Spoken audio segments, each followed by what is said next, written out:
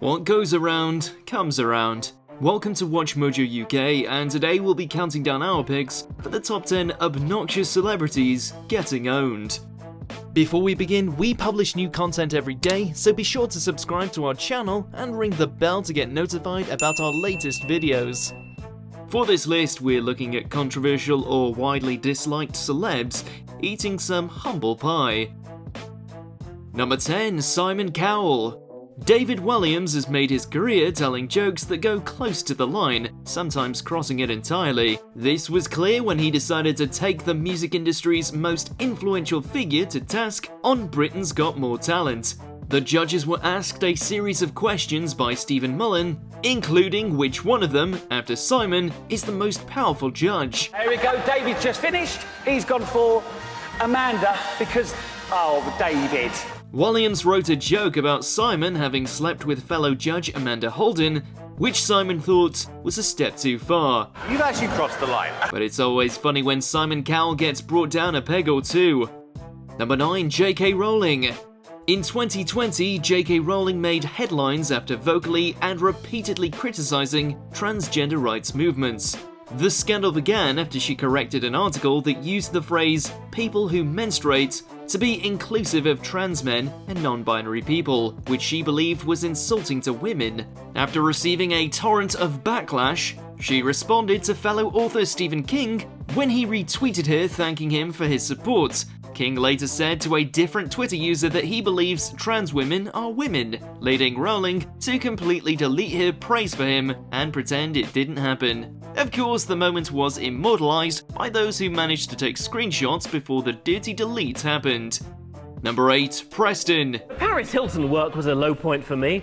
It wasn't what I wanted to be doing, and on top of that, it caused me some real problems with my hair. Don't go onto a comedy panel show if you can't take a joke. Preston from The Ordinary Boys learnt this the hard way in an appearance on Nevermind the Buzzcocks in 2007. Host Simon Amstel decided to make fun of Preston's then-wife Chantel Horton by reading a few choice extracts from her autobiography. The photo shoot was for the Daily Mail, which made me feel really posh and upmarket.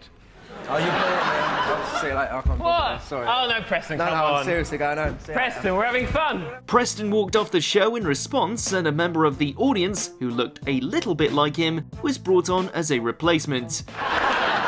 What is your name? Ed. Hello, Preston. With viewers firmly on Amstel's side, Preston definitely made a fool of himself, and on top of that, he and Horton broke up just 6 months later. Number 7. The Top Gear team. Politically correct, middle-aged liberal, is I can't work out which one of the 3 Top Gear presenters to despise the most. Stuart Lee is easily one of the country's most legendary comedians, but he said plenty of controversial things in his time, including a long rant he went on during a live tour against the team of Top Gear.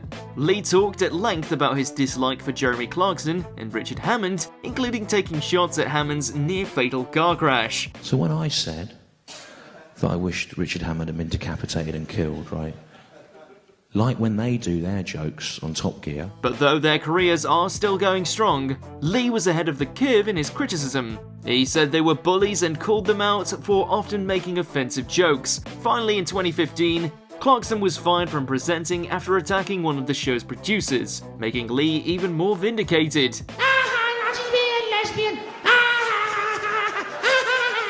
Blah blah the Welsh.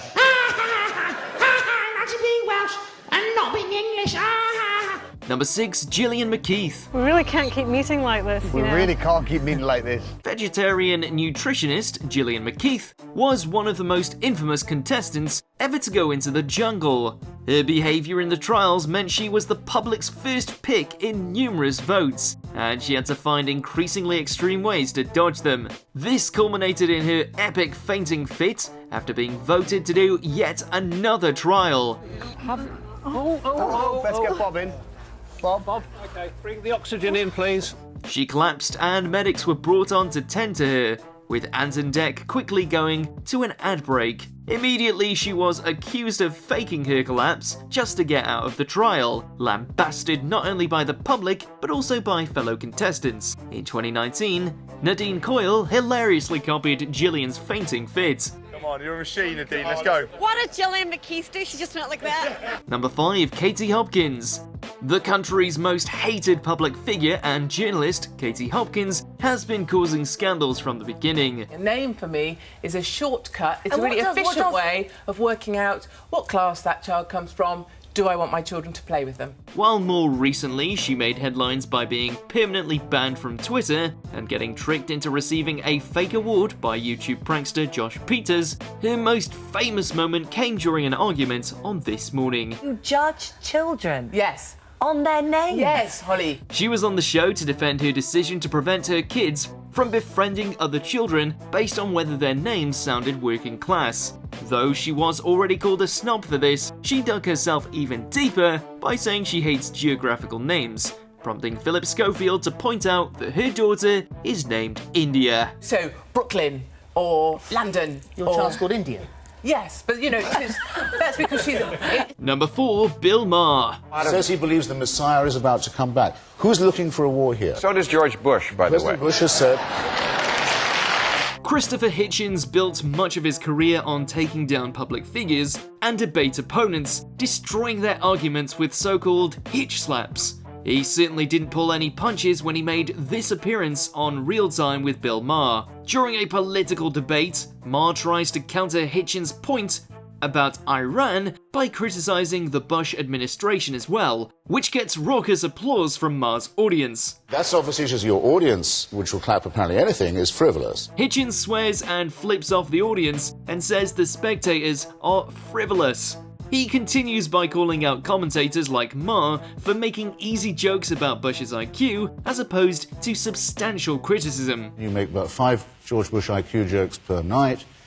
There's no one I know who can't do it. You know what I think? This is now the joke that stupid people laugh at.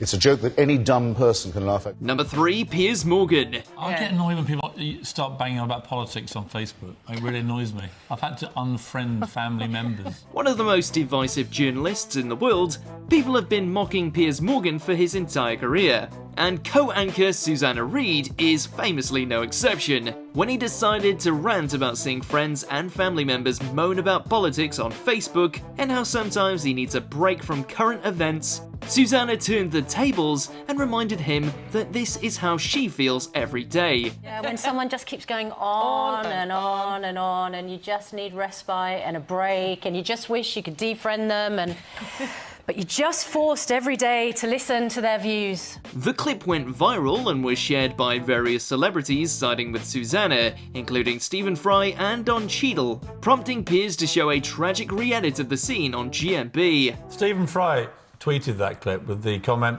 "This has caused sunshine to burst through the clouds." Number 2, Donny Tourette. Towers of London's Donny Tourette didn't entirely realise that he was being made fun of by the show's resident comedians. Good, good. That's what I think of you. Really? Like You that. think me a small penis? Simon Amstell and Bill Bailey take plenty of digs at him, and most sail straight over his head. Tourette's bad attitude as a washed-up punk is constantly mocked by the panellists, and he even resorts to insulting the audience on more than one occasion. He tries to outwit Amstell and Bailey with little success, and spends much of the show smoking and wearing sunglasses indoors. Oh, Donny's put sunglasses on. That'll tell Thatcher. It's almost sad that Donny still thinks he has the upper hand, complaining at the end of the show that Phil's team should have won. Punks love points. Yeah, smash the system, but can he have another point?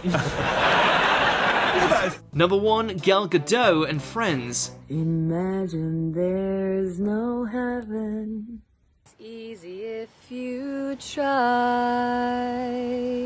Just days into widespread quarantines in the US, celebrities already saw fit to try and lift everyone's spirits. Inspired by a trumpeter playing John Lennon's Imagine on his balcony in Italy, Gal Gadot led the charge in making a montage of famous faces doing their own cover. They sang the melody out of time and without any music. Imagine there's no countries, yeah.